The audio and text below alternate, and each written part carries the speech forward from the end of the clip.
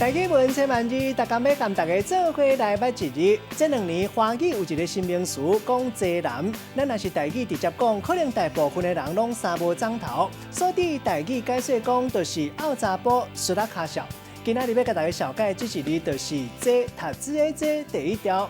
台语字典解说讲，这个“济”就是沉底、坐底物质，咱讲药济。卖当讲是五穀类较无黏性，咱嘛讲济。像讲有的所在出产的米较济，意思是讲较无 Q、较歹食。另外，还有脂肪瘤，较早嘛有人讲是济瘤。带大家做伙来小解这2个词。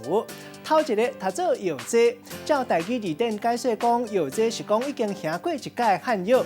第2个词读做济带，过去咱嘛真常听一寡有回时代讲过，其中一个意思就是讲沉底物质，有形容一个人搞破病。另外，还有一个较常用到的意思是形容一个人真啰嗦，互人麻烦，或者是讲头壳袂晓变通的人，咱就讲这个人真济带。咱用一句话来举例，甲这2个词甲做伙。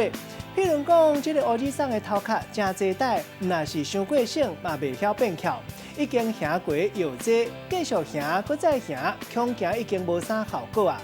今仔日小解这一字读做济，提供给观众朋友来参考。